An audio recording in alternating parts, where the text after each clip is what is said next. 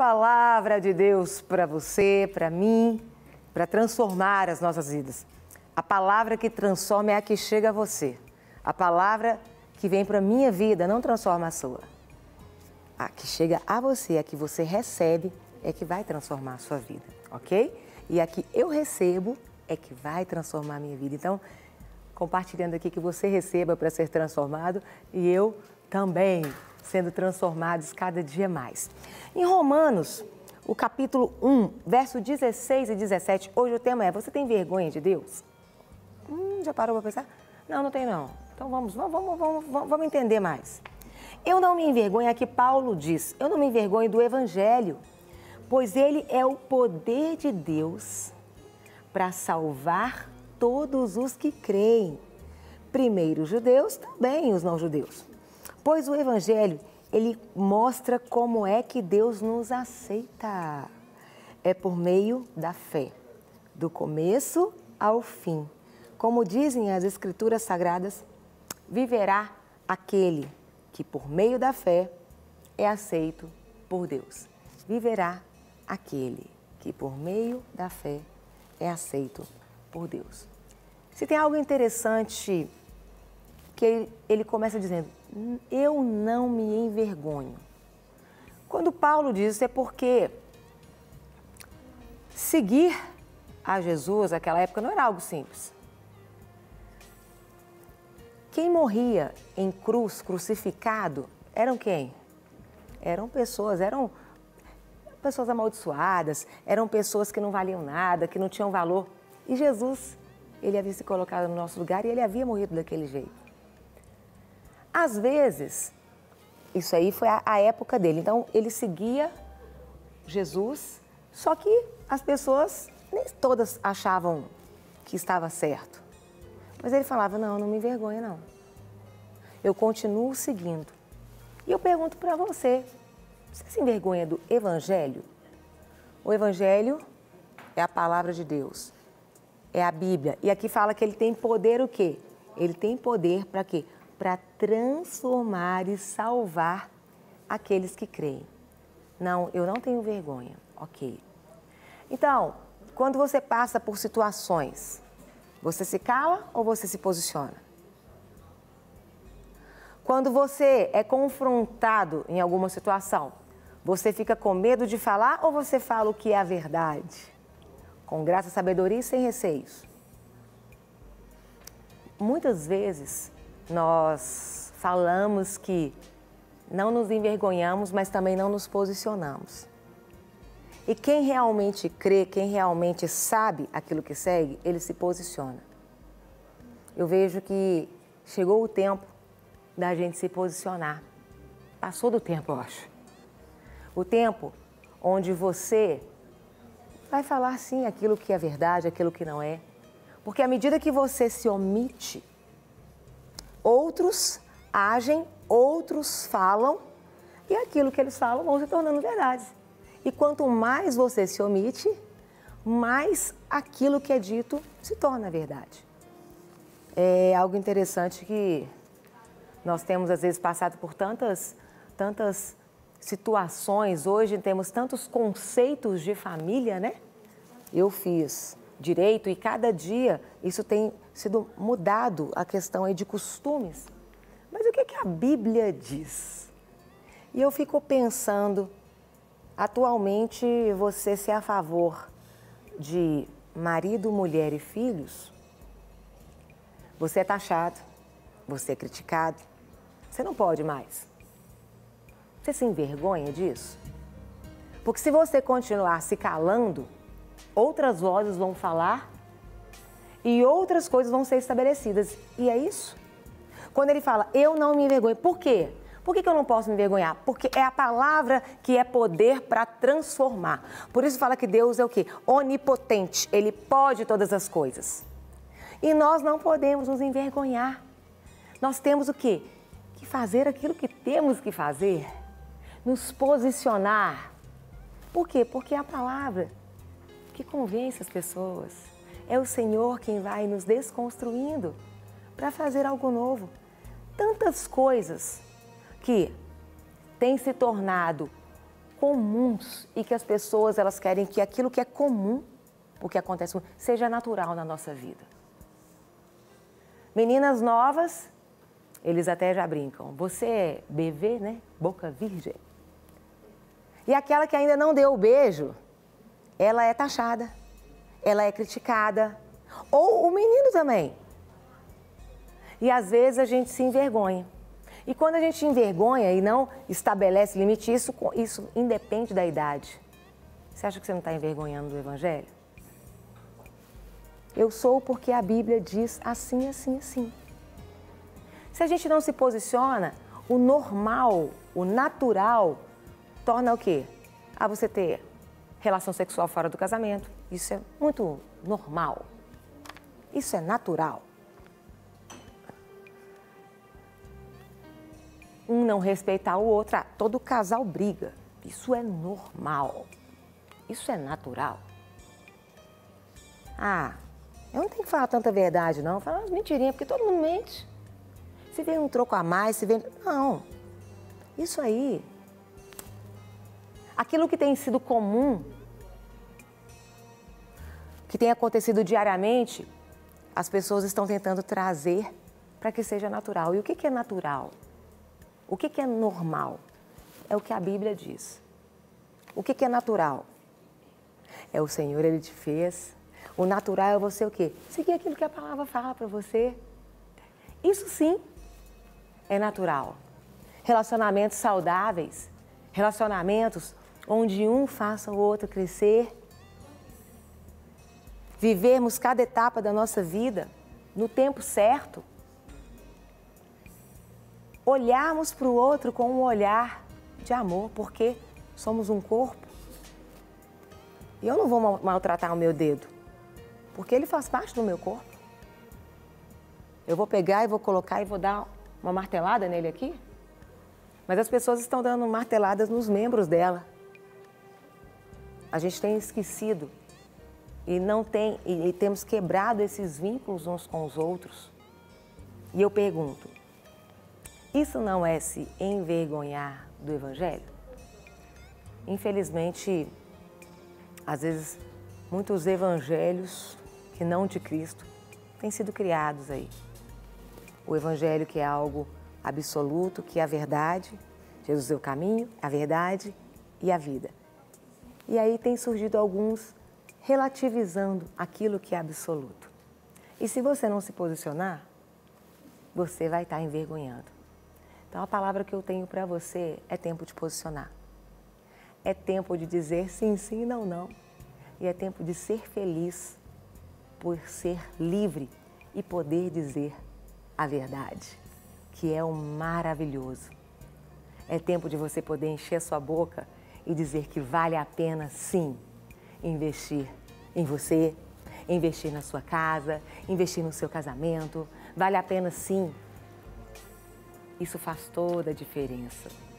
Não deixe que o comum se torne natural na sua vida. O natural, para você, tem que ser aquilo que Deus te fez. Deus te fez como? A palavra de Deus nos ensina como devem ser os relacionamentos. Se você pegar ali Efésios, fala do marido, da esposa, fala de filhos, como que o pai deve tratar o filho, como que o filho... Fala da questão de... Fala tudo. Então, eu quero deixar para o seu coração essa palavra.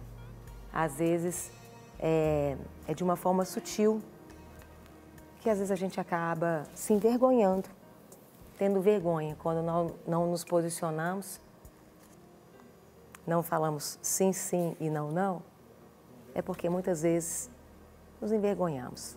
Eu quero que você olhe para você aí, eu quero orar pela sua vida. Olha para o seu coração, pensa em ninguém não, pensa em você. Quantas vezes será que nós nos envergonhamos? Quantas vezes nós deveríamos falar e não falamos? Quantas vezes nós deveríamos calar e aí falamos? Quantas vezes nós podemos até ter sido uma vergonha para o Evangelho? Um mau testemunho, um exemplo ruim, uma má referência. E, Senhor, eu peço que o Senhor esteja trazendo mesmo a nossa memória e nos ensinando. Nos ensinando porque o Evangelho do Senhor, ele é poder para salvar. E a Tua palavra diz que nós somos cartas vivas. E somos cartas vivas de quem? Somos o Evangelho andando. Temos que ser. Por isso é que nós vamos morrendo cada dia, cada dia, cada dia. Nos ensina, Pai, a realmente viver a verdade. Nos ensina a não acostumarmos com aquilo que é comum, mas buscarmos o que é natural, o que é o normal, aquilo que o Senhor nos fez. Qual é a normalidade do Senhor para o nosso casamento? Nos ensina a buscar qual é a normalidade do Senhor para a nossa identidade, qual é a normalidade do Senhor para o nosso trabalho, qual é a normalidade do Senhor para todas as áreas da nossa vida. É isso que nós precisamos. Eu abençoo cada um que nos assiste nesse momento. Abençoo para que o Senhor continue falando, ministrando ao coração de cada um e que possamos, sim, nos alegrar, nos posicionar e dizer, sim, com muito prazer: eu sei a quem eu tenho crido e vale a pena. E falar: e por que você não segue? Por que você ainda não experimentou? Tenho certeza que se você experimentar dessa água que eu bebo, você nunca mais vai ter sede. Eu tenho certeza que se você experimentar desse alimento que eu tenho comido, você nunca mais vai ter a fome. Então eu deixo essa palavra para o seu coração, para que você, possa se fortalecer, renovar e fazer a diferença aonde Deus tem te colocado. Em nome de Jesus. Amém? Amém? Amém, meu amigo Sérgio Amém, Ricardo. Carol Malta. E sobre isso que você compartilha, olha só com o devocional que eu compartilhei com o povo lindo da Lagoinha Buritis. Isaías 55:6 diz: buscai o Senhor enquanto se pode achar, invocai-o enquanto está perto. Muitos acham que a liberdade é não ter que dar satisfação a ninguém do que está fazendo. Acho que o nome disso não é liberdade, sim fingimento. Pois se o que você faz ninguém pode saber, certamente é porque você mesmo não se orgulha do que faz. Lembre-se, somente somos livres quando estamos presos em Jesus. Seja livre. Amém.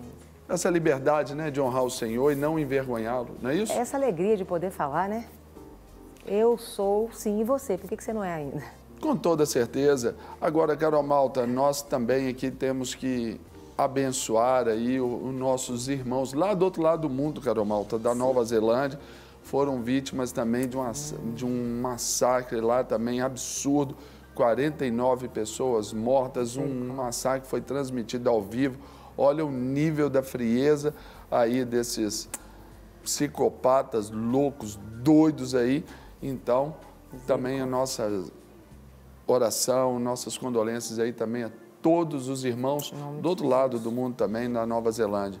Não é isso? É verdade. Triste, né, Serginho? É verdade. Tempos realmente de reflexão, A gente, às vezes a vida tem sido tão corrida, às vezes, na verdade, tudo tem acontecido, mas a nossa correria, às vezes, tem nos impedido de enxergar como é que as coisas estão. Então, umas situações dessa, às vezes, acontecem para a gente cair na real e nos posicionar também. Você que segue a Cristo, posicione em oração. Isso faz toda a diferença.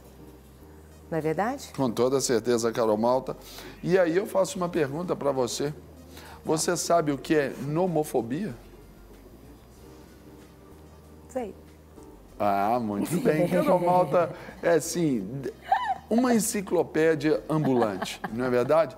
E agora, então, Carol Malta, você, Carol Malta, e você de casa, controla bem aí o seu smartphone ou ele te controla?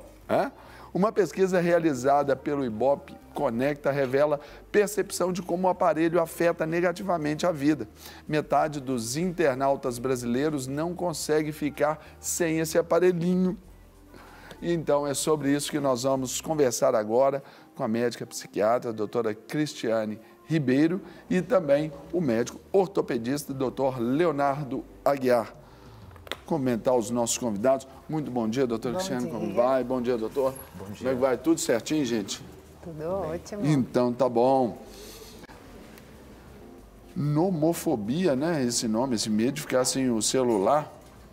Isso é preocupante, doutora Cristiane? Sim, atualmente o celular, ele adquiriu uma importância muito grande no nosso cotidiano, pela facilidade de poder pagar uma conta, de poder conversar com outras pessoas, de poder, ele é até utilizado como meio de trabalho e acabam que esse uso excessivo, ele vem sendo comentado, né, através dos prejuízos que isso possa causar às pessoas também. E acaba que a pessoa ela passa a interpretar aquele celular como uma extensão do corpo. E o fato de estar longe, ausente daquele telefone, faz com que ela se sinta mal. A gente fala de sintomas autonômicos, como, por exemplo, palpitação, às vezes tremores, sudorese, por ficar afastada do celular. Agora, doutor Leonardo, a gente vê que tem alguns problemas físicos pelo excesso do uso ali. Mas eu quero fazer uma pergunta um pouquinho diferente.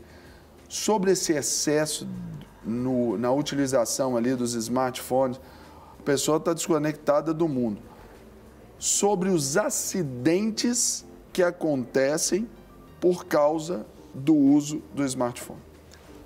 É uma preocupação grande, tanto das nossas autoridades de trânsito, para evitar o uso do celular, passou a ser uma multa gravíssima, quanto acidentes corriqueiros, de quedas, de torções na rua, a pessoa vai andando vendo o celular, quando não vê, bate num poste, não vê um buraco, torce o pé. Então, está cada vez mais comum essas ocorrências que a gente atende, trabalha em pronto-socorro, em consultório, a gente tem visto cada vez mais isso.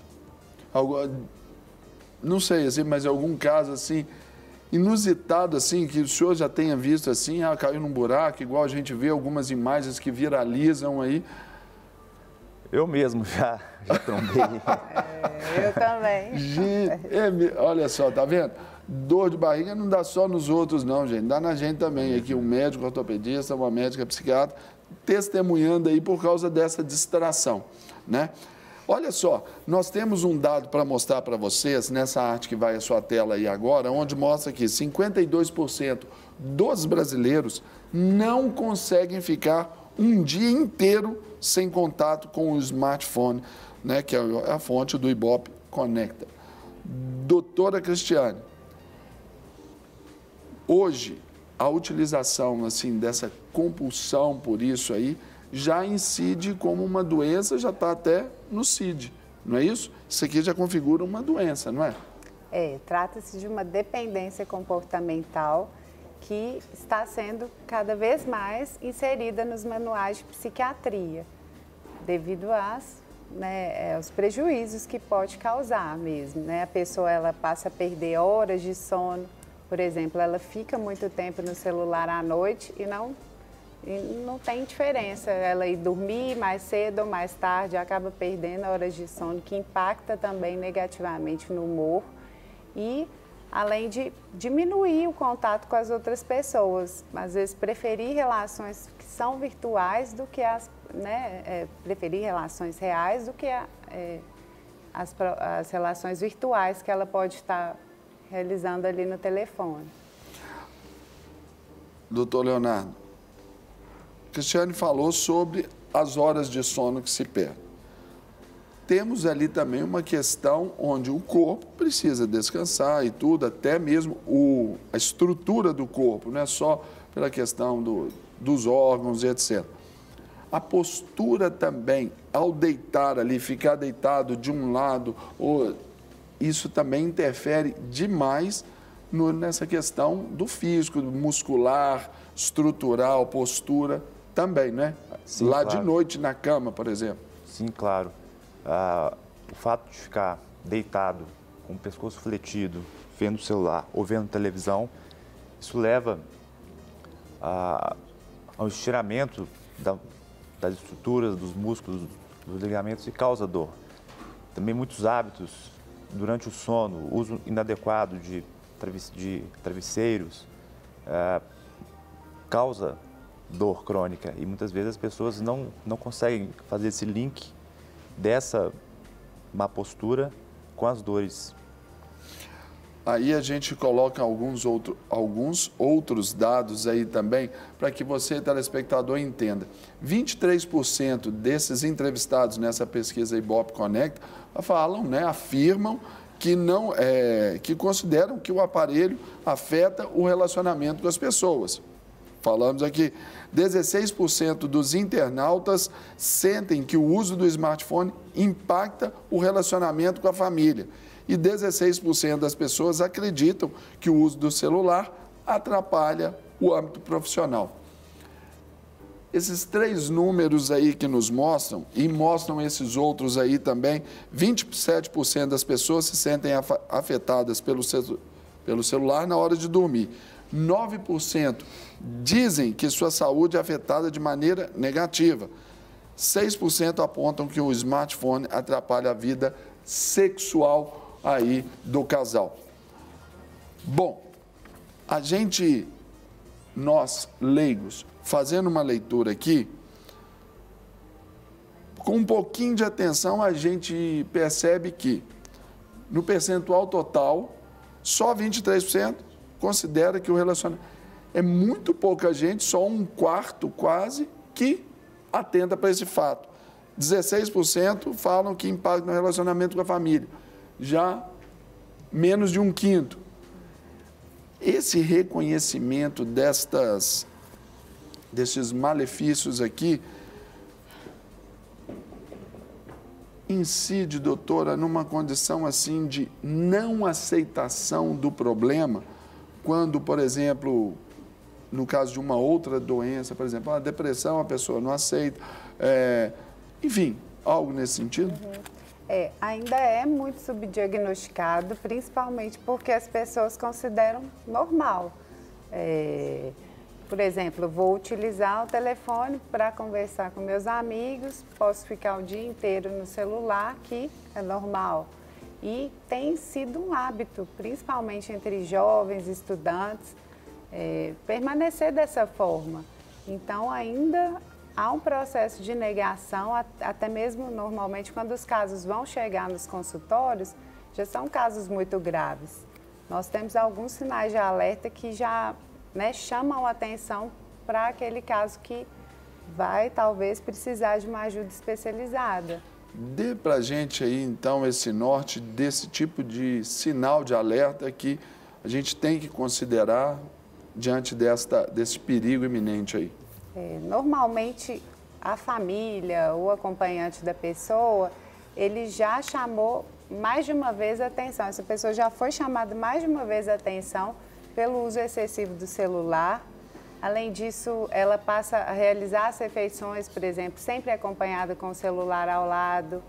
Ela passa a deixar de fazer outras atividades para preferir ficar no telefone, evita atividades ao ar livre, evita atividades físicas. Então, são todos sinais de alerta. Ela pode estar diminuindo o contato com os familiares, com amigos. A vida social extremamente prejudicada, né? Agora, Leonardo, a gente fala que ela disse, olha, um sinal é a privação dessa atividade física. A pessoa prefere postar a viver? Se a gente for pegar essa ótica? Eu acredito que sim. A gente vive uma sociedade que o parecer, o mostrar é mais importante do que o ser. Então,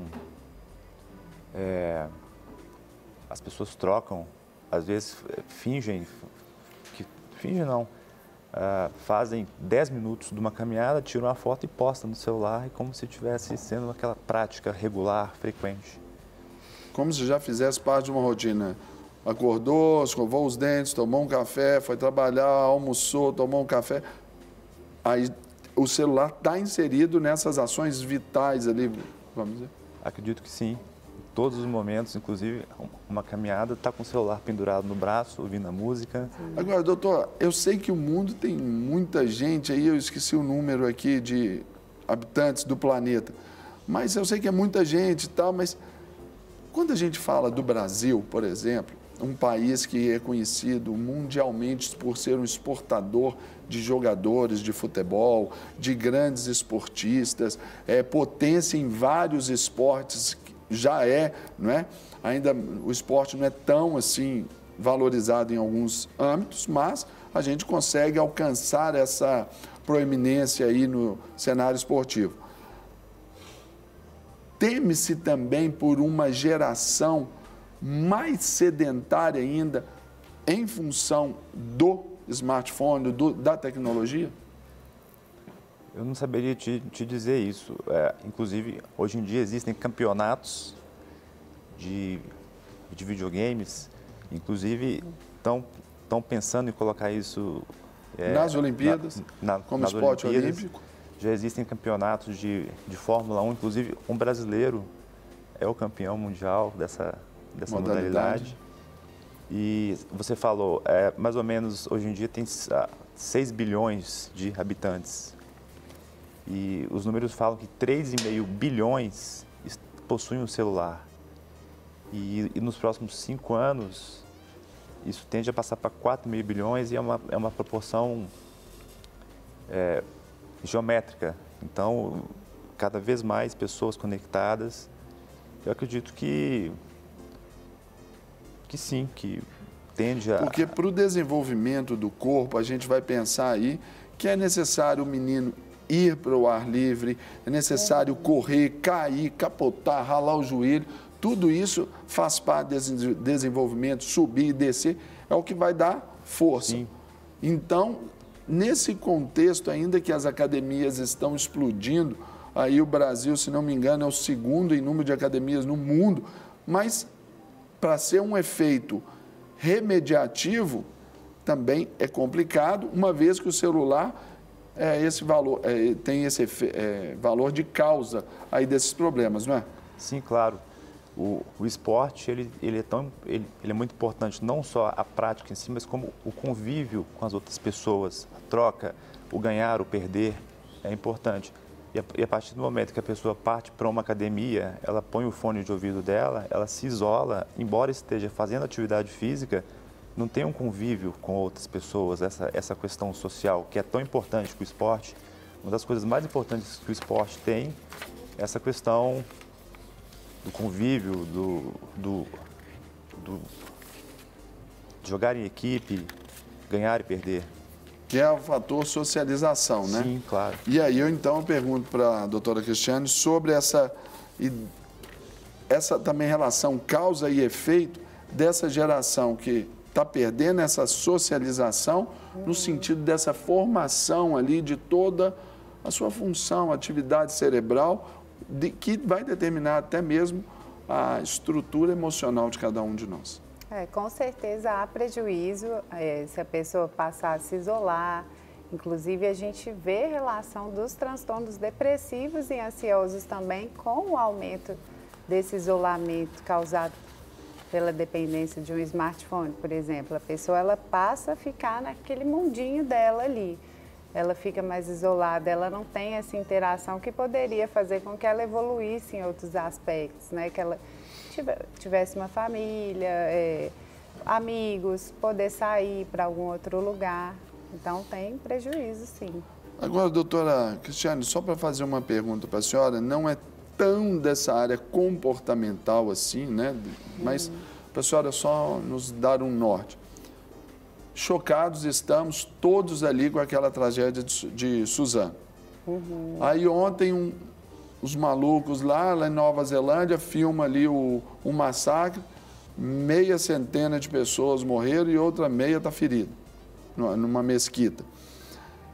E a gente vê, por exemplo, nessa difusão dessas imagens em alguns fóruns de bate-papo, alguns fóruns aí na internet, alguns ressaltando e valorizando o que aqueles dois fizeram lá em Suzano. Por exemplo, extraído de um Facebook, né, dos comentários, um coloca aqui, um dia farei igual a ele ainda. Aí o outro diz, uma outra diz ainda, ninguém sabe o real motivo pelo que o garoto fez isso. O bullying pode transformar as pessoas em monstros. Não julgo, pois eu faria a mesma coisa se tivesse uma arma e os explosivos. Comentários assim, situações assim também, revelam um adoecimento já e um contágio, uma contaminação virtual ali que leva a esse tipo de comportamento, né, doutor? Infelizmente, esses são os malefícios da tecnologia, né, de se espelhar, às vezes, em coisas boas, mas né, em coisas ruins também. E acaba que existe isso mesmo, até mesmo quando houve uma discussão sobre o suicídio, né, que as pessoas estavam se sentindo estimuladas a tentar o suicídio, devido às séries, devido ao estímulo de pessoas falando sobre isso. Nós chamamos de efeito Weber, que seria isso, justamente se espelhar no comportamento da outra pessoa para poder se inspirar, para poder fazer igual. Se realizar é o que a gente também. tem visto também nas ações negativas, como o caso de Suzano, né? E que teve diversas consequências aí negativas. Agora, doutor Leonardo Aguiar, daquela câmera ali, gostaria que o senhor fizesse a sua consideração final como médico ortopedista sobre o excesso do uso do celular. Eu recomendo aos pais que estejam presentes emocionalmente com os filhos, oriente-os, que estejam presentes e basicamente isso, preencher esse vazio que o celular ocupa na vida dessas crianças, estejamos presentes. E aí, doutora também, Cristiane, por gentileza, para essa câmera aqui, também a sua consideração para os nossos telespectadores sobre aí o excesso do uso do celular. E principalmente estimular outras atividades também, atividades físicas, atividades ao ar livre, porque muitas vezes, pela falta de tempo dos próprios pais, as crianças, né, elas ficam ali por conta de ficar com o smartphone, com o tablet. Então, é importante estimular outros tipos de atividade também e fazer esse controle aí das horas que vão ser disponibilizadas, né, para ficar no celular ou no tablet. Muito bom. Pessoal, olha só, falamos aqui sobre essa nomofobia, né, que é o medo de ficar sem o celular. Então, falamos alguns dados aqui e quem comentou e trouxe uma posição muito abalizada para a gente, doutora Cristiane, médica psiquiatra. Muito obrigado, doutora. Obrigada. Deus abençoe e volte sempre. Amém. E o doutor Leonardo, também médico ortopedista. Doutor, obrigado. Obrigado. Deus abençoe, gente, e vamos tentar mudar isso aí, né? Usar com parcimônia. Não é isso? Amiga Carol Malta, você é uma nomofóbica? Não, eu uso muito, mas se eu não tiver, eu não sofro, não. Não é o que as correntes aqui no estúdio dizem a seu respeito, Carol Mas Malta. é porque realmente minha vida é toda aqui. Mas se eu tiver que liberar... Agora, se eu tiver dia a dia trabalhando, se você tirar, aí é um problema para mim. Porque se eu for falar com todo mundo que eu respondo o WhatsApp, se eu fosse receber essa ligação, eu não conseguiria fazer nada. Carol Malta... Então, isso... Carol Malta é... Mas eu acho desgastante. Eu acho às vezes tem dias que a gente fica cansado. E Carol Malta é extremamente tecnológica. Você sabia que nós tivemos aí o psicólogo Misael, pastor Misael, a gente teve o nosso congresso da família, e ele contando, né, que o máximo durante a semana que a gente deve ficar diante de um telefone, e isso é bom para a inteligência, é 1 hora semanal. Hoje, Carol Malta já ficou O resto, sabe, isso emburrece as pessoas. Aqui, Ele levou você já ficou uma matéria dessa feita fora daqui, 1 hora semanal, você acredita? Temos que tomar cuidado. É sério. E, Carol Malta, o que você nos traz de novidades aí agora? Novidades, gente. Primeiro, quero que você participe aqui conosco. 319-8402-9756. Manda pra cá seu WhatsApp, manda aqui, coloca seu nome, o nome da sua cidade. A gente quer honrar você. Manda beijo, manda abraço, porque é muito bom ter você aqui juntinho de nós. E o que você acha aí da gente ir pro intervalo? mas com música boa, adorando ao Senhor. Tenho certeza que isso sim faz toda a diferença. Bora lá.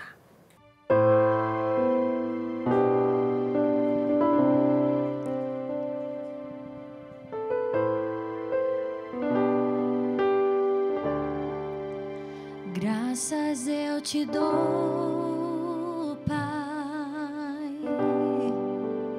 pelo preço que pagou, sacrifício de amor que me comprou, ungido do Senhor, pelos cravos em tuas mãos. Graças eu te dou, ó Senhor, lavou minha mente e coração, me deu perdão, restaurou minha comunhão. Digno é o Senhor, sob o trono está, soberano Criador, vou sempre te adorar. Elevo minhas mãos ao Cristo que venceu, Cordeiro de Deus morreu por mim,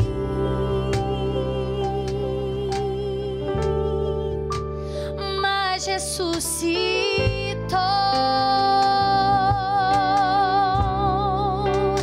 Digno é o Senhor,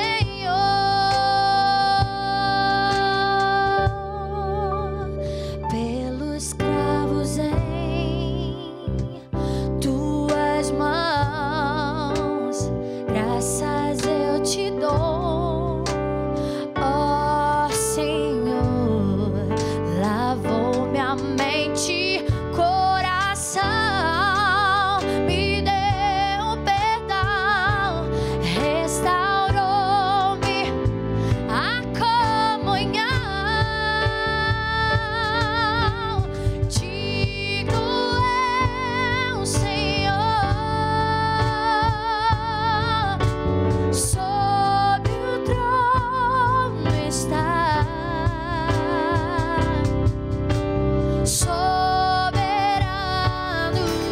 De volta com o nosso De Tudo Um Pouco pra você. Você já está participando? 319-8402-9756. Tá chegando aqui nas minhas mãos. Coloca seu nome, o nome da sua cidade. Queremos te honrar aqui no nosso De Tudo Um Pouco. Nosso porque é meu e é seu também.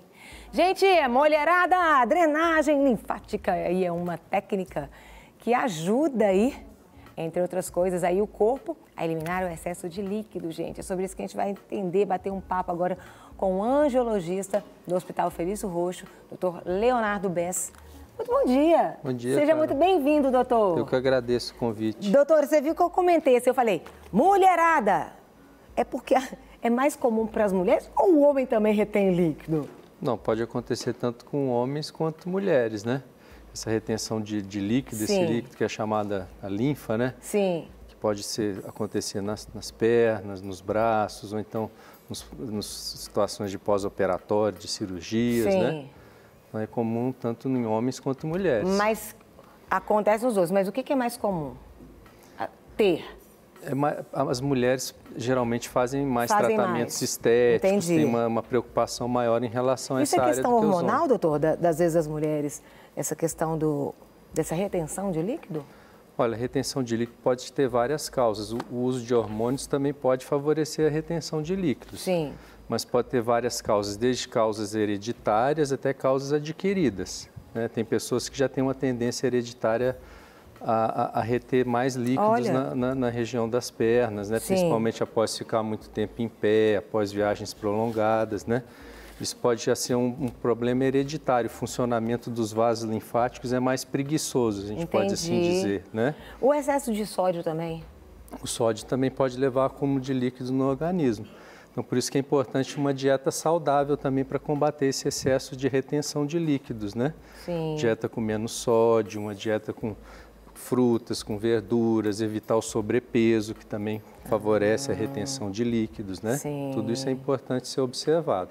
Isso faz diferença, gente. Faz uma diferença. Vamos falar então sobre esses benefícios aí da drenagem. Queria que colocasse aí na tela pra gente. Estimula o sistema linfático a trabalhar de forma rápida. Explica pra gente, doutor, como que funciona. Pois é, o que acontece? O sistema linfático é essa rede grande que tem de vasos linfáticos e de gânglios, né? Que Sim. são esses gânglios linfáticos que estão localizados por todo o organismo. Eles é que fazem a drenagem do líquido corporal de volta para a circulação sanguínea. Sim. Esse líquido que é chamado de linfa, que é um líquido geralmente incolor e que ele contém essas impurezas que são geradas pelo metabolismo das células. Sim. Então esse líquido ele é recolhido pelos vasos linfáticos, é filtrado a nível dos gânglios e depois ele retorna à circulação. A pessoa pode, por exemplo, em um determinado período, não ter problema e o sistema linfático depois ele começar a ficar lento? Pode acontecer. E quem fica lento, ele pode ficar 100% se ele recuperar ou não? Quem tem, voltar ao que é normal é difícil. Depende do grau de acometimento. Sim. Em casos hereditários que aparecem depois na vida adulta, geralmente a pessoa vai ter que conviver com isso ao longo da vida. Mas Sim. é uma coisa que dá para tratar com os procedimentos de drenagem, com o uso de meias elásticas, né? Se for alguma causa, por exemplo, uma cirurgia, um tumor que a pessoa teve que fazer, Sim. aí vai exigir um tratamento também mais prolongado, né? Outro também é combate aí ao inchaço e retenção de líquidos. Qual que é a diferença do inchaço para a retenção, doutor? Não, geralmente Ou é a mesma coisa? Na prática é mais ou menos a mesma coisa. Vai acontecer aquele aumento do tamanho, né, do membro, né? Que é o que a gente chama de linfedema, né? Que é uma das causas, né? Ou então o edema, que pode ser causado, por exemplo, por varizes, por obesidade, né? Mas na prática o diagnóstico diferencial deve ser feito pelo profissional especializado, né? Para saber qual que é a causa, para poder tratar.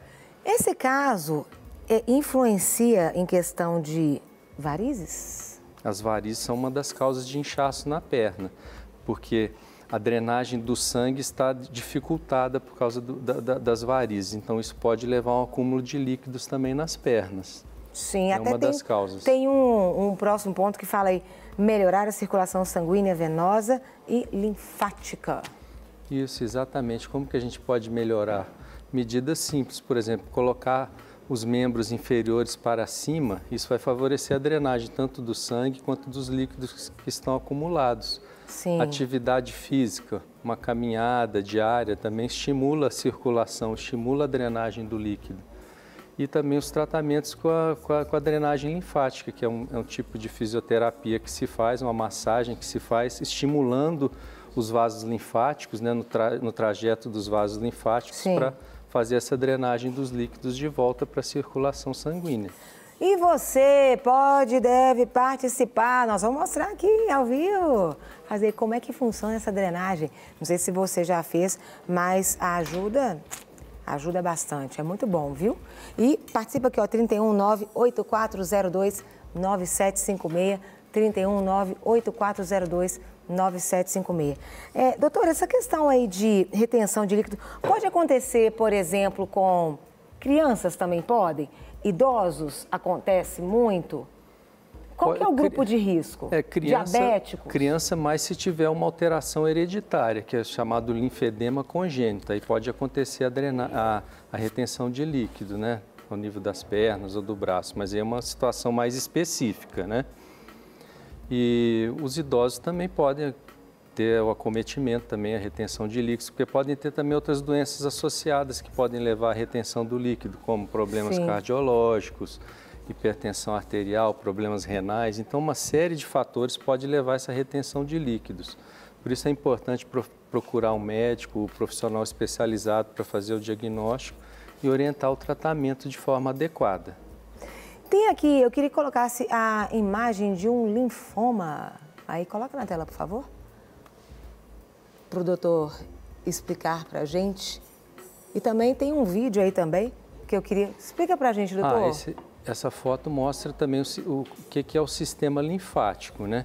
Que tem os vasos linfáticos, que são aqueles caninhos fininhos, né? Que fazem a drenagem da linfa. Sim. Em direção aos gânglios, que são aquelas estruturas mais arredondadas, aquelas bolotinhas. Então, o vaso linfático coleta o líquido e ele é drenado em direção aos gânglios. Esses gânglios filtram esse líquido e devolvem para a circulação. Quando se faz a drenagem linfática, se estimula o sistema linfático a recolher o líquido e voltar com ele de volta à circulação sanguínea. E esse estímulo, para quem tem essas questões, é necessário quantas vezes? Aí depende do grau de acometimento. Por isso que eu gostaria de ressaltar que é um procedimento que deve ser feito por um fisioterapeuta com formação especializada na área para fazer um tratamento adequado, para ter os resultados que a gente espera, o benefício do tratamento. Então, sempre com um profissional qualificado para poder fazer esse procedimento de forma adequada. Eu quero agradecer o senhor imensamente. Volte sempre aqui no Nosso De Tudo Pouco. Muito bom aprender com o senhor e vamos para a prática, né? É sempre um prazer. Eu agradeço muito o convite. Estamos sempre à disposição para quando for necessário. Muito obrigado. Obrigada. Só me dá licença que eu vou ali, só pode ficar aí, por favor, no sofá. E eu vou dar um pulinho aqui, gente, porque nós vamos bater um papo aqui. Ah, gente, eu que queria estar no seu lugar. Eu que queria estar sentada, Deus abençoe. Seja muito bem-vinda, querida. Deixa eu redar para cá, vamos entrar aqui. Isso. Vamos agora para a prática. Queria estar no lugar dela, gente. É muito bom, é muito bom. Conta pra gente, você tem observado mais na prática mulheres ou homens com essa questão? Ou às vezes os homens têm muito, mas eles não tratam ou nem sabem que tem retenção?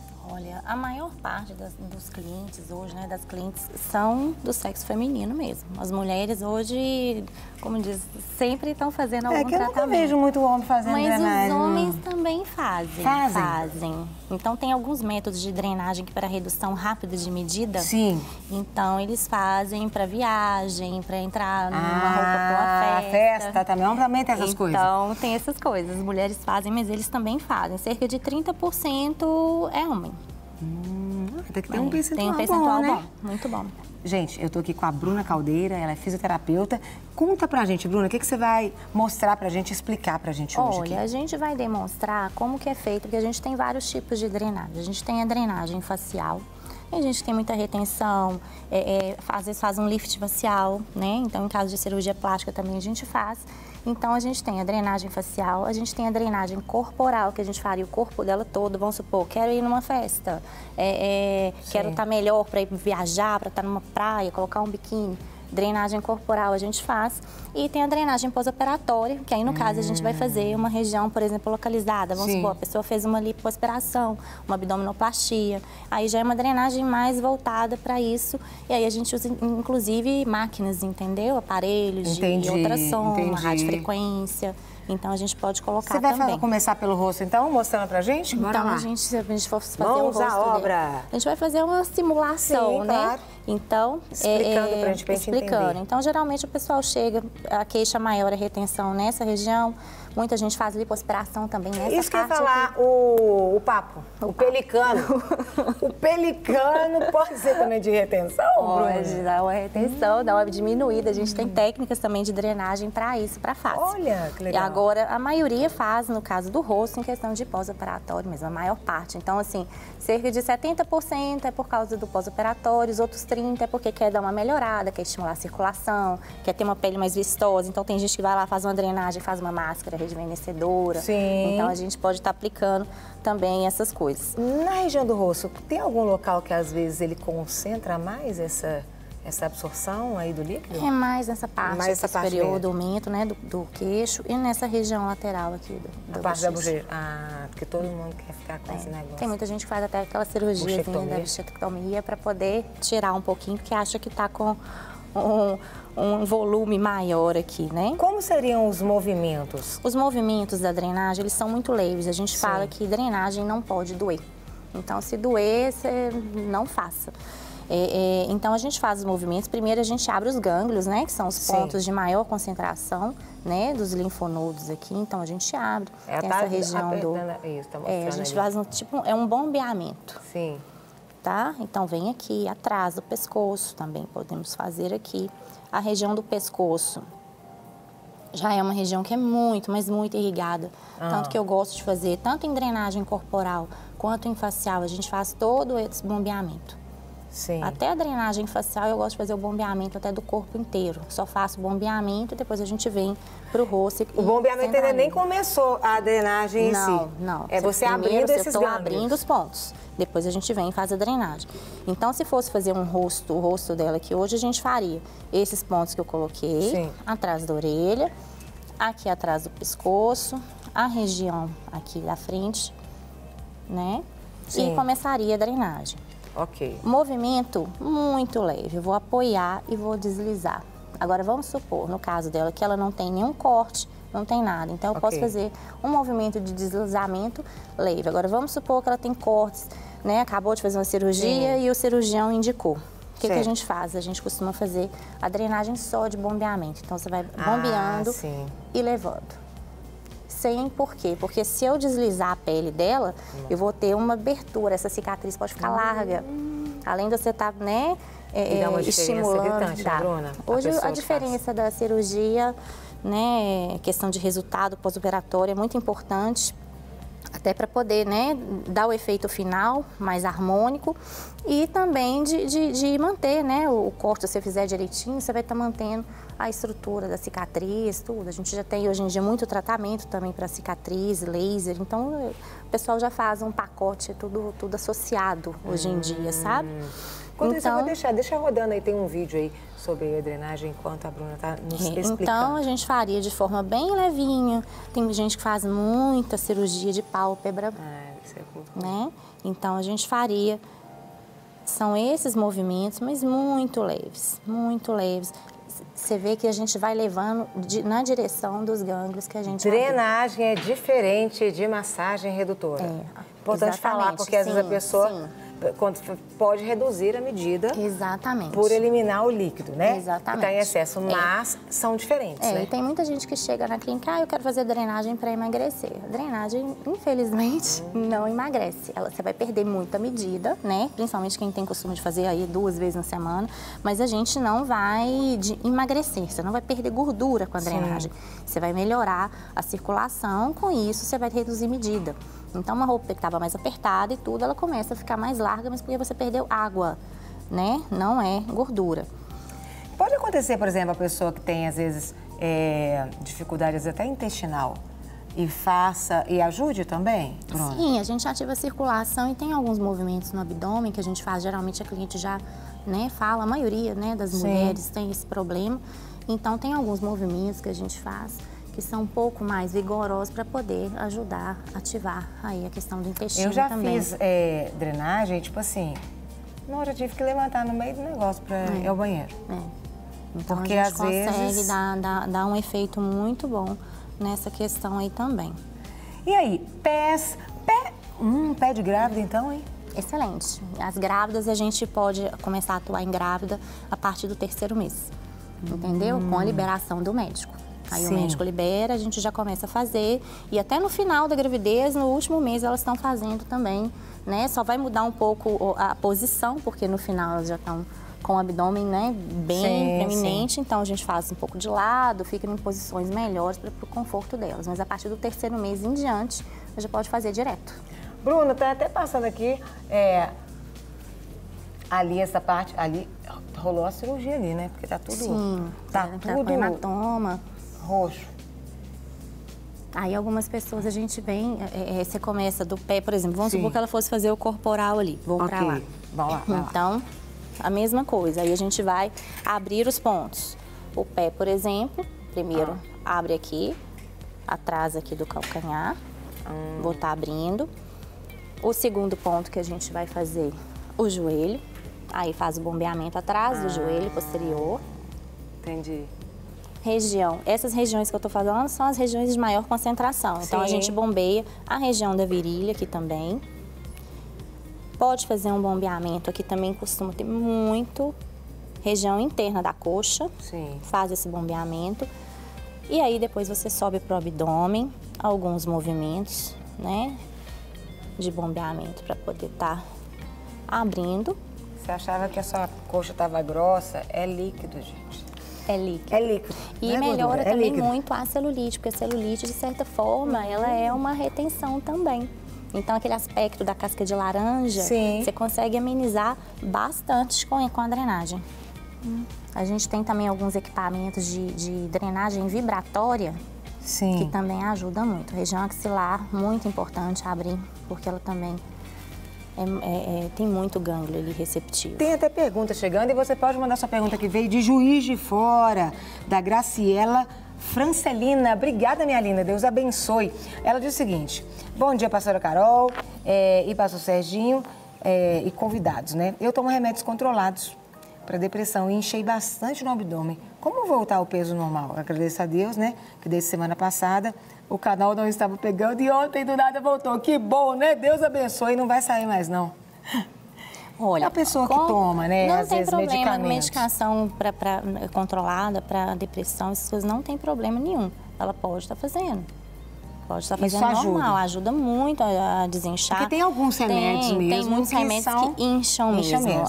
Na própria TPM, a mulher, na semana da TPM, eu tenho cliente lá que eu peso, dá até uma média de 1,5 kg a mais de inchaço na balança. Então, elas fazem direto.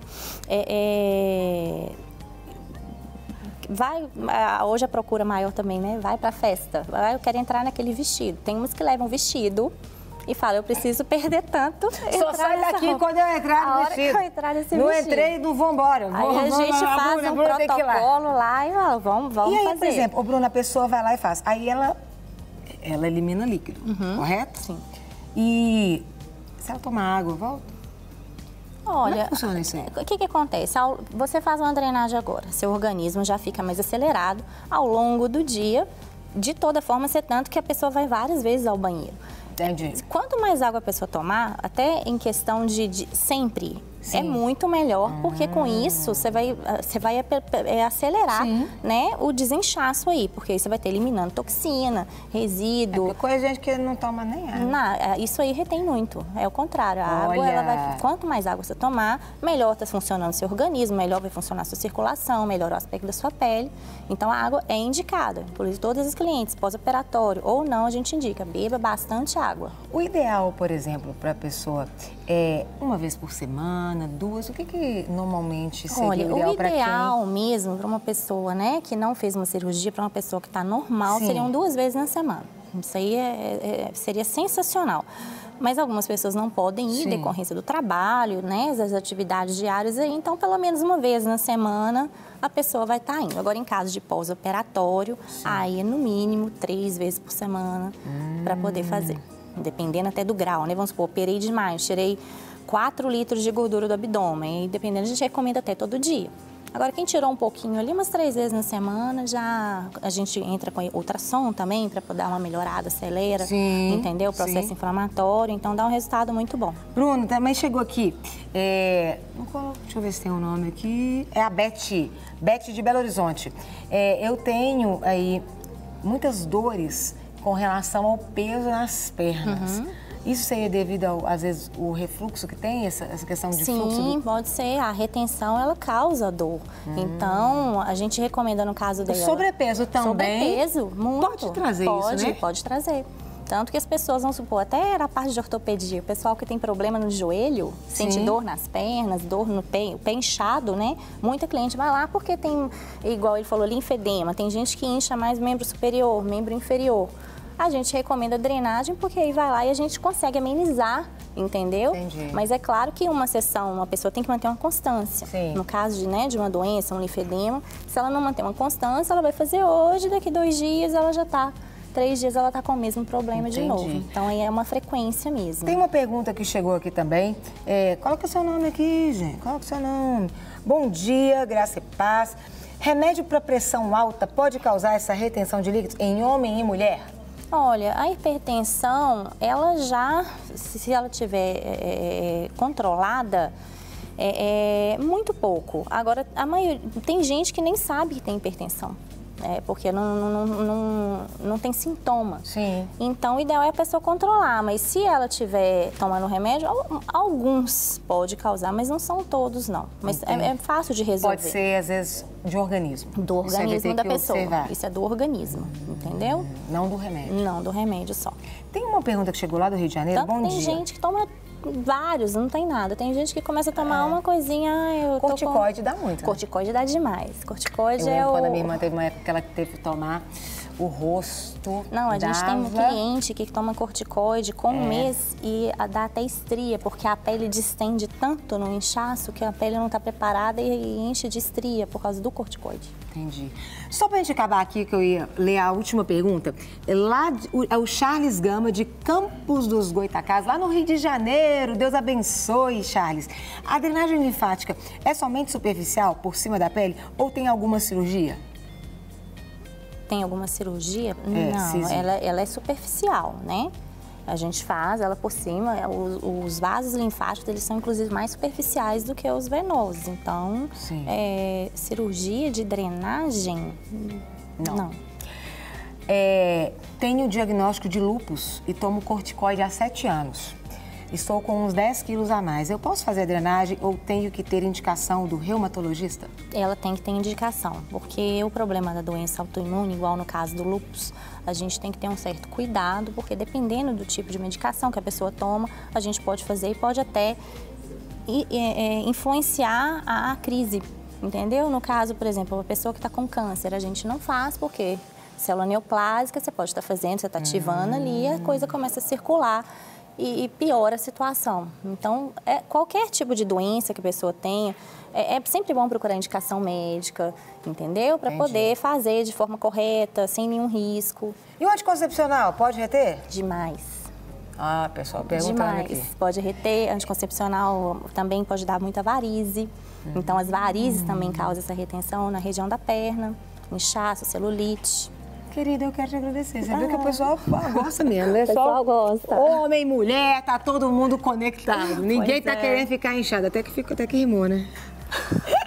Eu que agradeço, Bom de sempre. viu, a participação. Muito bom. E, gente, aqui, ó, só vou passar pro Serginho, mas, Serginho, tem participação lá do Pará, meu querido. Gente, o É a Brasil Tânia inteiro. Oliveira, de Santarém, Pará. Carol Malta, o Brasil inteiro está conosco. Gracinha, de tudo um pouco, Taninha. tá? Beijo. Só gente linda. Gente, pessoal do Pará aí, pessoal de todo o Brasil, norte a sul, leste a oeste, beijo para todo mundo aí dessa rica audiência. E agora nós vamos para o nosso bate-papo musical com ela, a nossa convidada, Jéssica Lopes. Jéssica, bom dia, Deus te abençoe. Cumprimento aqui o Luciano no carrom e o Edmilson aqui no piano. Falei certinho? Então, tá certo. Jéssica, legal demais tê-la aqui no nosso programa. De novo, né? Que bênção. De novo, justamente. É uma bênção. Sempre estar aqui com vocês é uma bênção para mim. Olha só, de tudo um pouco tem essa característica, assim. Nós somos, assim, acolhedores. Brincadeira. Jéssica, nós estávamos aqui conversando e você me disse que tem lançamentos para chegar aí, música nova, agora para abril. Conta pra gente essas novidades. Nós temos esse lançamento novo, que é a música Ele Só falar Vem. no microfone. Aí. Essa música nova, Ele Vem. A gente vai lançar agora em abril, a Sony Music já vai disponibilizar em todas as plataformas digitais. Há um mês atrás também nós lançamos o videoclipe da Gratidão, que foi a última canção que a gente lançou. E tá lindo, espero que vocês gostem. E essa Ele Vem aí, já vai ser lançada nas plataformas? Todas as plataformas. Vai ter o clipe também? A gente já está preparando tudo para o videoclipe. Logo após a divulgação dela nas plataformas, a gente pretende, sim, fazer um videoclipe bem bonito. Isso, e nós queremos acompanhar, ver, lançar aqui e sermos abençoados também. E a quantas andam aí o ministério aí, tem viajado muito, tem ido para as igrejas? A gente tem sido muito aqui na nossa região, grande BH, né? Viagens para fora ainda não, mas estamos abertos a convites. Aí, ó, o viu? pessoal do Pará aí que mandou aqui pra gente, pode chamar a Jéssica. Podem me chamar. Vai, gente. A gente vai com muito amor, com muito prazer adorar o Senhor juntos. E dentro do seu ministério, o pessoal também pode conhecer lá, dá o seu canal lá no YouTube, aí como o pessoal faz para te achar aí nas redes sociais? No YouTube tem o canal Jéssica Lopes Vevo e no Instagram Jéssica Lopes Oficial, no Face também, então tá tudo disponível lá para vocês. Muito bom. E agora, Jéssica, vai cantar o que pra gente? Gratidão. Gratidão. Minha canção. Que foi lançado, o videoclipe Isso. recém-lançado. Recém-lançado. Então, gratidão, Jéssica Lopes, agora ao vivo, no nosso De Tudo Um Pouco. Seja abençoado.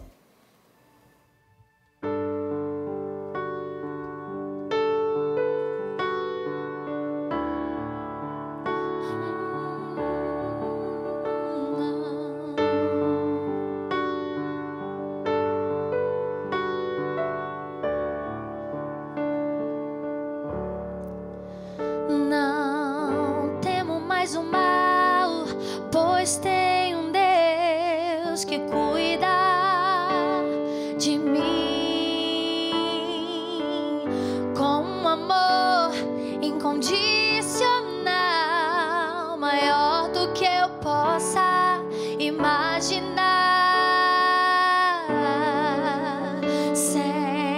Sensacional é a presença de Deus em mim. Sensacional é a presença de Deus em mim.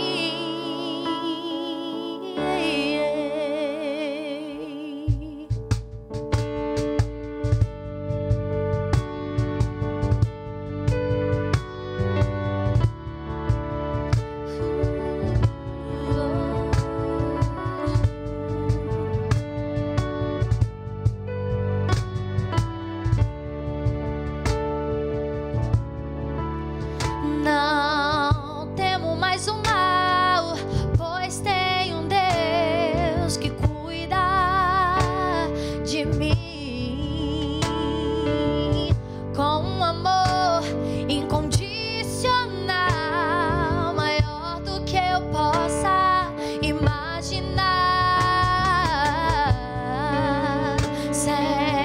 Sensacional é a presença de Deus.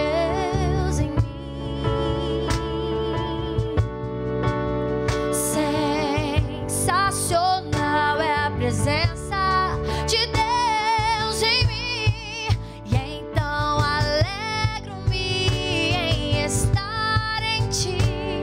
Me pego pensando no tempo que perdi sem ti, Deus.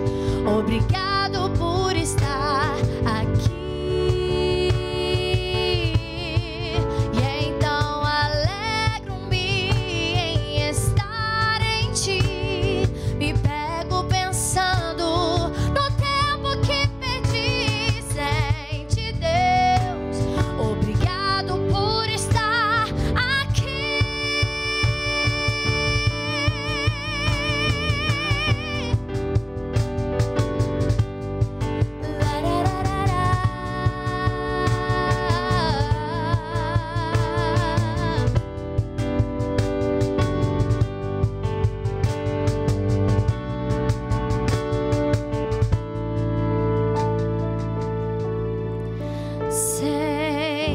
Sensacional é a presença de Deus em mim. Sensacional é a presença de Deus em mim. Então alegro-me em estar em ti. Me pego pensando no tempo que perdi sem ti, Deus.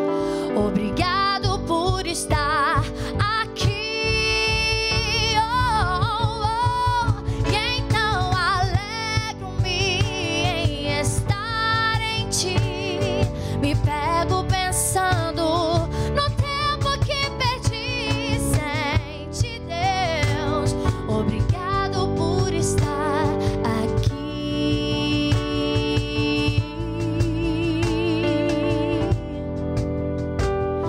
Obrigado por estar aqui. Muito bem, pessoal, estamos de volta com o nosso Super de Tudo Um Pouco nessa sexta-feira. Sextou, gente! Então, tempo de muita bênção aí. E agora nós vamos falar aí sobre aquela relação gostosa, pais e filhos, mas aí você pensa em que em um piscar de olhos os filhos, que até bem pouco tempo brincavam ali à volta, estavam ali sempre querendo, requerendo a nossa atenção, eles começam a se afastar, começam a estar mais longe, já ficam mais distantes, principalmente ali naquela fase da adolescência. Isso é mais comum do que a gente pensa. Mas como que nós, pais, devemos ou podemos lidar com essa situação? Então, quem vai nos ajudar a pensar sobre isso e responder essas perguntas é a psicóloga Juliana Ribeiro. Juliana, bom dia, como vai? Bom dia. Tudo bem com você, Juliana? Tudo ótimo. Juliana, experiência que todo pai vai passar um dia, não é verdade? Ah, sim. Começa ali juntinho e depois os filhos, gente, aquele menino, meu menino cresceu. Aí na hora que assusta, o menino já está indo para o mercado de trabalho, o menino já fica fora o dia inteiro, foi para um outro lugar, começa a namorar e tem todo esse contexto, né? Na verdade a gente tem que entender, né, que a adolescência é uma fase de transição, né? Existem muitas dúvidas ali que são colocadas na cabeça do jovem. Então, aquele período que ele sentia aquele amorzinho dentro de casa, né, que tinha aquela atenção dos pais, começa a modificar, né? E, claro, os amigos, né, aí na escola, e vem outras situações. A natureza dos próprios compromissos, né, que passam a ter ali na sua rotina também são fatores para isso. E os pais têm que ter um certo cuidado, né, porque assim, ter uma certa paciência, né, porque é um momento transitório. Então, além dessa paciência, né, entender, conversar, observar para saber quais ambientes esse adolescente está se movimentando, né? Então, entender também se realmente existe um problema, por que essa criança está se afastando? Será que é um problema interno? Parte desse afastamento é natural. Sim, claro. Perfeitamente aceitável e tudo.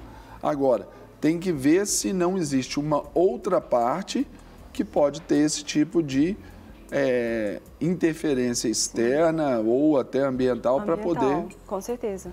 Né? Porque às vezes, enquanto ela é criança, né, os pais eles conseguem controlar, né? Colocar limites, entender que a criança ela vai errar e você, enquanto pai, você pode corrigir diversas vezes até você moldar o comportamento dessa criança, né? Porque a criança ela não vai de primeira fazer a coisa certa das próximas vezes, né? Até porque o nosso modo de aprendizado é repetição, né? É repetição, né? Então, depois desse processo, né, que são os limites que têm que ser colocados para a criança, é sempre sentar, conversar, né? Olhar nos olhos da criança, né? Porque a criança ela sente essa falta, né? Então, quando ela chega na fase da adolescência, ela também vai sentir essa falta. Então, os pais acham, não, porque cresceu, né, já tem que ter outras responsabilidades, mas existem muitas formas de dizer eu te amo para a criança, né, ou para o adolescente. Ah, mas e aí, adorei esse corte novo, adorei esse penteado, né, adorei... E tentar sentar, entrar conversar. no mundo deles, né? E como é que foi ali aquele dia que você foi lá naquela festa? Como que foi? E aquele seu colega? Verdade. Tentar criar essa empatia com eles é importante, né? E tomar um certo cuidado, porque adolescente, principalmente, ele não gosta de ter os pais ali, amiguinhos perto dos outros amigos, né? Você tem que tentar ter uma... Exatamente.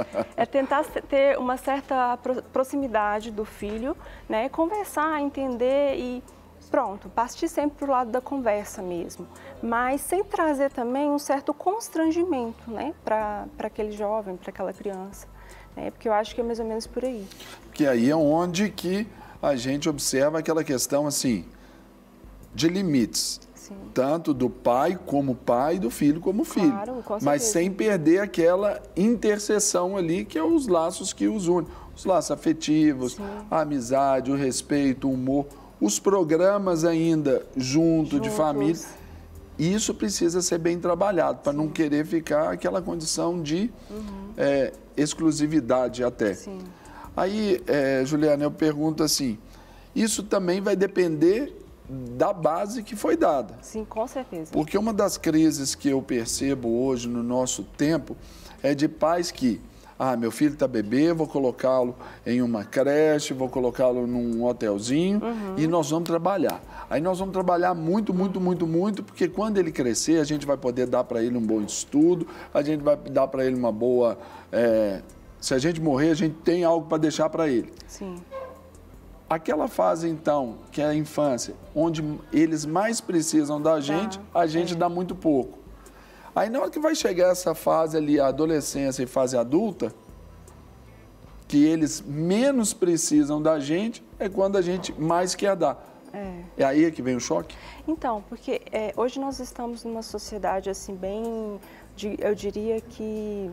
consumista, imediatista, né? Os pais, eles saem, querem trabalhar e querem ter essa vida, mas às vezes esquecem que tem que dar esse conforto, esse carinho para a criança, né? O afeto, né? E hoje, com essa questão tecnológica também, né? A tendência é que os pais, eles comecem a chegar em casa e vão para a internet, navegar na internet, ao invés de parar... Levam ainda o serviço para lá ou fazem daquele momento individual seu momento de escape. Exatamente, porque tem que parar um pouco e conversar, ter esse momento. Tem pais que nascem pais, né? Então, os pais, eles têm que entender que, a partir do momento que ele escolheu ser pai, eles têm o papel de educador, né?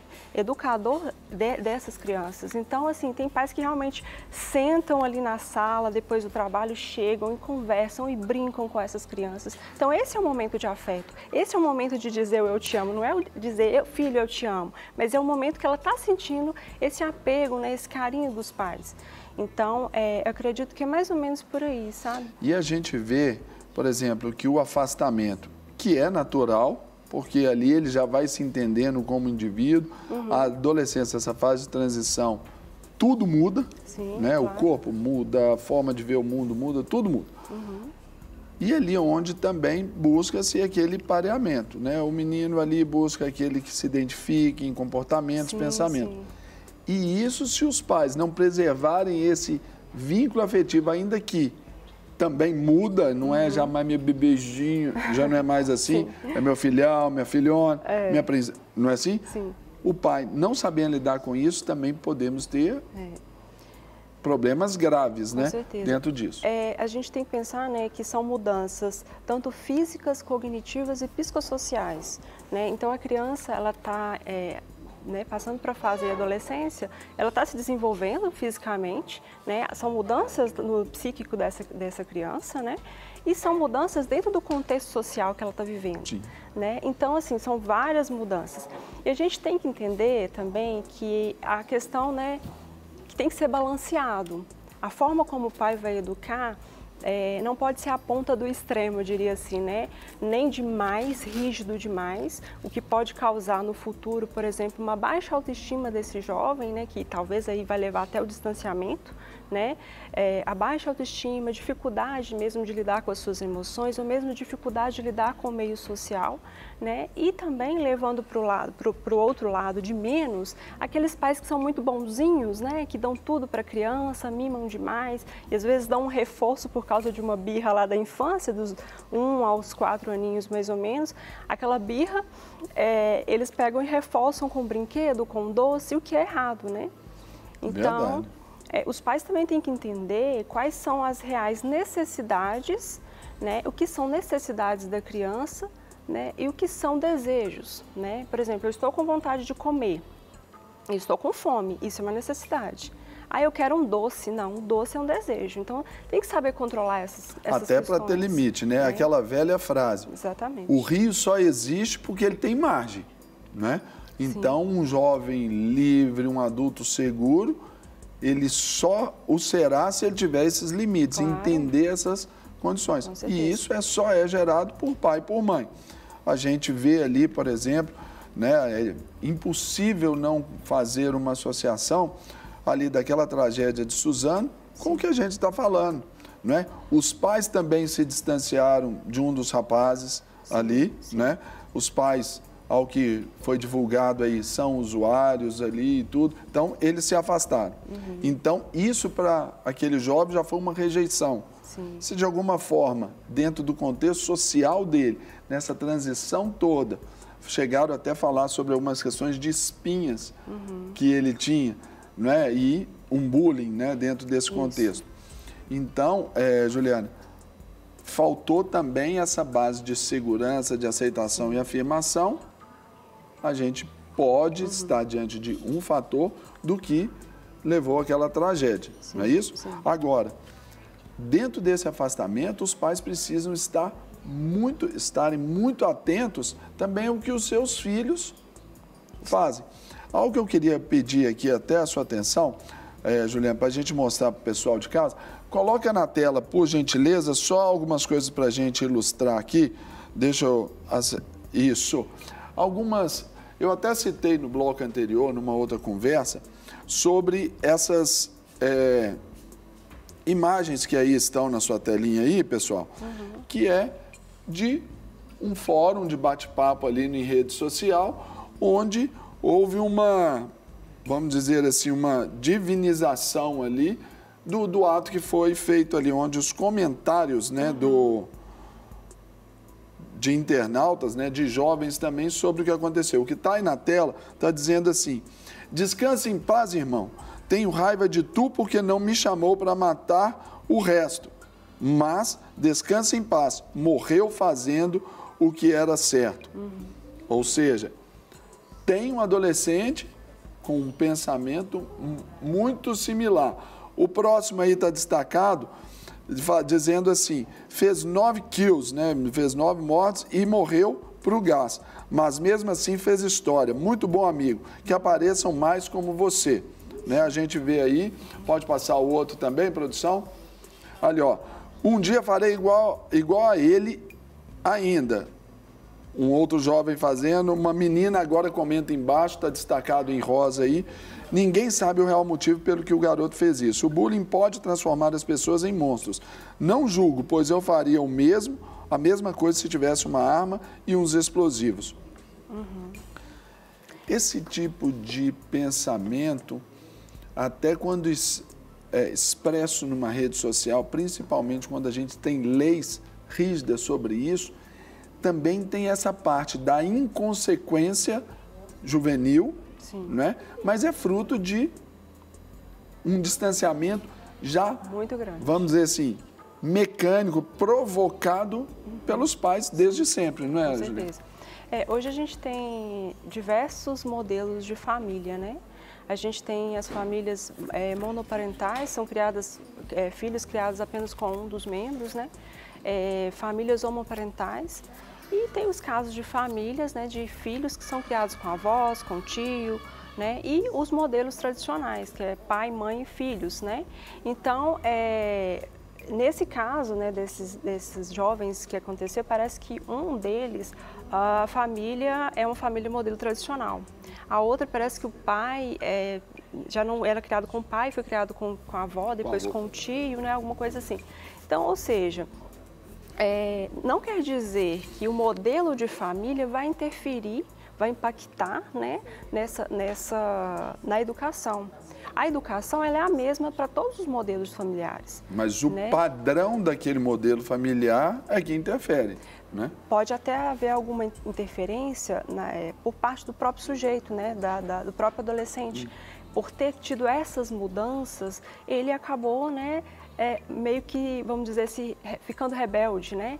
Então, é como se ele estivesse querendo chamar atenção para algo, vamos dizer assim. Então, é onde ele começa a ir por caminhos, né, que são caminhos aí infringindo as leis, ou fazendo coisas erradas, batendo, ou fazendo, né, uma situação como essa. Que naturalmente revelam essas ausências, exatamente, né? Vamos chamar um depoimento também de uma mamãe que passou por essa fase e nos conta um pouquinho da sua história. Na tela, por favor. Olá, meu nome é Débora.